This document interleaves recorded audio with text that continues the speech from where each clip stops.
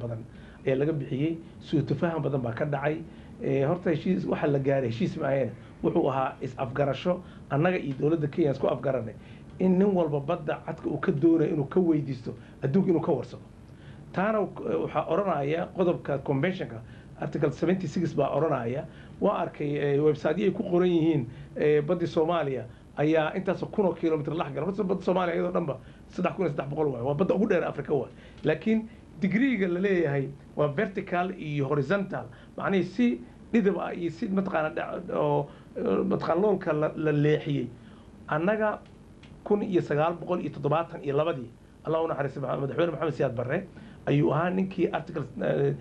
sharcigii la oran jiray sharciga 37 ee badda markii golaha sare kacaanka iyo go'aanka gaareen ayaa lagu go'aamiyay in 200 oo nautical mile ay Soomaaliya leedahay wax hadda annaga aan dalbanayno annaga iyo Kenya aan leenahay wax ka badan maarna waxa way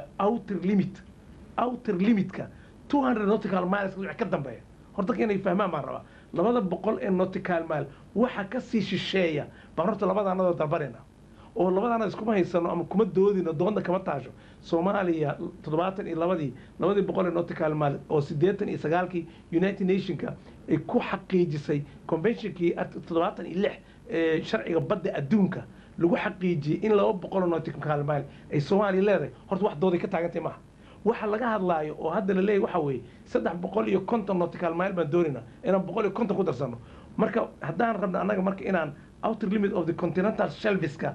of that 200 nautical mile ka labadaas 100 nautical mile 150 ka sii shisheeysa ayaanu qaadanayna markaan leenahay dawladda Kenya iyadana sidoo kale meesha awal ay joogto way naga bad yar tahay 480 bay leedahay laakiin inta ay yar tahay inta ay ka sii doonayso waxay dadka hadda ku andacoonayaan le badda Soomaaliya la soo galay waxay sameysatay ayadu wala rabaa inaan u sharaxo maanta Soomaaliyeed xariijinta Soomaaliya dhulkeeda markuu soo gala badda ayay toos ka dhigtay markay toos ka dhigto waa run badda Soomaaliya khalad bay ka galayaan oo way soo galayaan laakiin dadku indhaha ma xirnay khariidadii hore u sameysneed ee dhulka Soomaaliyeed toos uma gashay horta dhinac bay u gashaa oo waxaan rabaa dadka inay si fiican u arkaano khariidada Soomaaliya dib u fiirsha dhulka Soomaaliya markuu ka yimaado dhulka Kenya iyo Soomaaliya xuduud ay ka leedahay badda markuu soo dhawaado qalooc yar baa ku jira oo Kiyunga meel la yiraahdo ayaan ka galnaa anigu qaloocaas marka saan loo galo annaga xariijin baa ka baxda haddaan maam ku siinayaa xariijintaas waxay u leexanaysaa marka sida 200 nautical mile adduunkaaba noo qoondayo hortaas u yaala iyada ama saana u jeexdo ama saana u jeexdo ama sidana u jeexdo wax laga akhrisanayo wax laga dhageysanayo midna ma nin walba wuxuu rabo sheegan karaa laakiin kii yaalay maxaa Siyaad Barre ansixiyay adduunka noo aqoonsan baan annaga ka sii amba qaadayna horta aan wadayna ma ka anaga hore horta dooda kama taagna waxaan qaadayna kii 200 nautical mile ayaan qaadayna waa run ayada hadda xariijinta ay sameysay hadda maabiyada adduunyada la soo geliyay kii uu ka soo durko toos u socda laakiin heshiiska aan galnaa wuxuu leeyahay qolada kale kuma xadgudbi karto qolada kale kuma xadgudbi karto inta laga soo ansixinaayo khariidooyinka khariidada la ansixinayo marka ma aha xariijinta badda galaysa iyo midaan badda galayn waxa la ansixinayaa waa 200 nautical mile wixii ka shisheeya oo 150 sideedan waxaan shacbiga u sheego it's nothing to do with any demarcation or limitation Soomaaliya markaan ku sheego waxa wax haba yaraate ee xariijin oo xuduudeed oo labada yada Kenya iyo Soomaaliya oo bad ah oo lagaba hadli karo oo arinta khusayso ma balaha markay commissionka warqadaha loo geystay xariijin badeeda shaqo kuma leh xariijin loolna shaqo kuma leh xariijin ama vertical ama horizontal oo xuduud magaceeda sheegtana shaqo kuma leh wuxuu shaqo ku leeyahay continental shelf oo loo yaqaano dhulka meesha uu badda ka galaayo shacbiga inay bartaan ba fiican badda markay go'do qofka Soomaaliga wuxuu yaqaanaa badda markaad lugta gelisid nus mitir 1 mitir 2 mitir ilaa iyo 1 mitir baad dhulka ka gaaraysaa meesha aad moolka kaga tagtid baa horta continental shelf la dhahaa inta dhul taabanaysidba continental waa sida jaraanjarada ay badda dhulka ugu soo galaysay biyaha markaad dhulka ka timaadid oo biyaha dhex gashid hadba inta aad dhulka taabanayso oo dhan baa continental shelf la dhahaa inta aan leenahay anaga adduunku wuxuu sheegay in 8 dhibcood aanu gaarino waxay cadeynaysaa xataa inaan soo qadara dhaafeen anaga dhinacana si shil soo dhawaanina Kenya warkeeda iska dhaaf shaqo isku booliinba marka waxa laga hadlaa waxa way dhulka overlapping badda ka sameynaya la leeyahay xariijintan ay sameysatay iyada ama dhalaana ku sameyso ama indhafiyo ku sameysay commissionka loo gudbiyay wax shaqo uu ku leeyahay xuduud haba yaraatay malaha mid kale dadka aqoonta leh waxaan rabaa oo ka dooday arrintan ayada inay horta kala ogaadaan waxa la galay waa is-afgarad odhanayo war cadkaygan doonnaa cadkaada doono nina ninka kale kuma xadgudbi kareen ogow intaas waa heshiis lama gelin dhul lama bixinin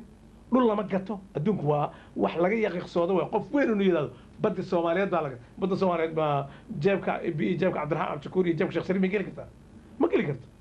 baddaad ka hadlaysaa ma kalluun la gatay iyo doon kalluun lagu qaatay iyo sharci license kalluun bad la siiyey ma ah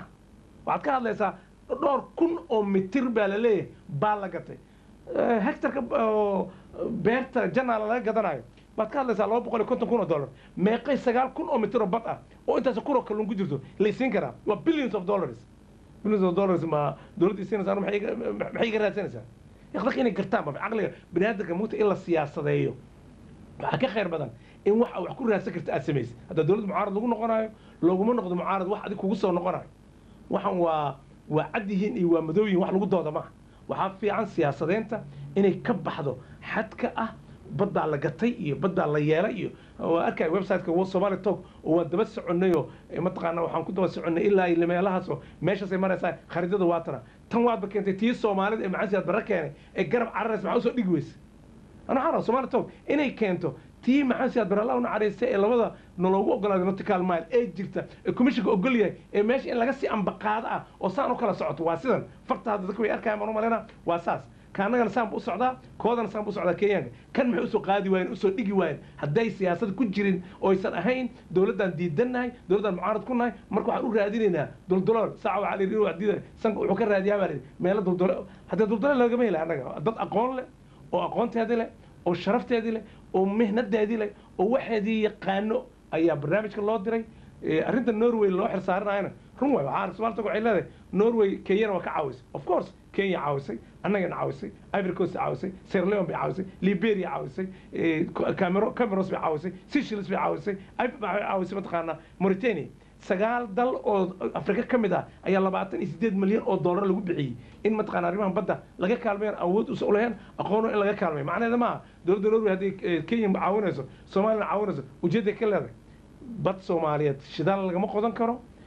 khayraadka lagama raadsan karo without the consent and the permission of the Somali government ayadoo dowladda Soomaaliyeed wax ay raali ka tahay haba yaraatee oo in la isku afgaranin lagama sameyn karo markii la leeyahay waa arkay waa akhriyaa aad baan u akhriyaa waxaan aad uga xumahay aqoon-yahanada jecel mar walba inay website-yada ka hadlaan hadday Soomaalnimo iyo qarannimo ka tahay inay toos u soo galaan idaacadaha dooda leh sida Horn Africa iyo mataqaana Shabeelle iyo idaacadaha Universal TV oo kortan diyaar u nahay in shacbigu si kay dhageysto oo aan rabno in si wada hadal oo joogto ah oo sax ah inaan wada hadalno shacbigana aan maabka dhigano maabkoodana keenaan maabkana waa keen horta laguma fududaanine bisha May 13keeda ayuu dhaci lahaa haddii aan la saxiixin Cabdiraxmaan Shakuur oo annaga u wakiilanay golaha wasiirada oo markaa Nairobi joogay aanad wasiirka mataqaan iskaashiga caalamiga inuu u saxiixo ummadda Soomaaliyeed ana horta wasiirka kalluumaysiga khayraadka badda anaan ahaa inaan tago oo saxiixo laakiin bacdama wasiirka iskaashiga meesha joogo asaan u wakiilanay wasaar ku xigeenkana waa joogay Sheekh Xasan laakiin waxaaba ka sii daran waxyaabaha lagu fudaalay haddii aan la saxiixin consequence-ga keeni lahayd ragga hadda la aqoon baan leenahay maxay ka qaban lahaayeen 13 May waxa ku ekaa حتى لو بدأ بقول إنه تكلمان إسديت إسقال كي بيش اللي عندهم سبتمبر للصحيحي باكوئكا وكوئكا وحان لجوه رجال بدأ الصومالية ضمن مع لو بدأ بقول إنه تكلمان إنه هرقوا لهن أورك اللي يرادو ISB International Seabed Authority أو United Nations هوسيمات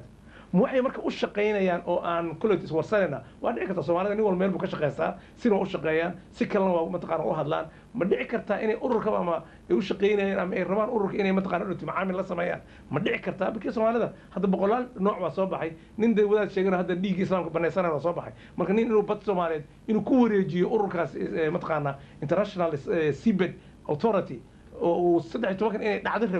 rabayna in mataqaan hadhowtii kalluunkii authorization license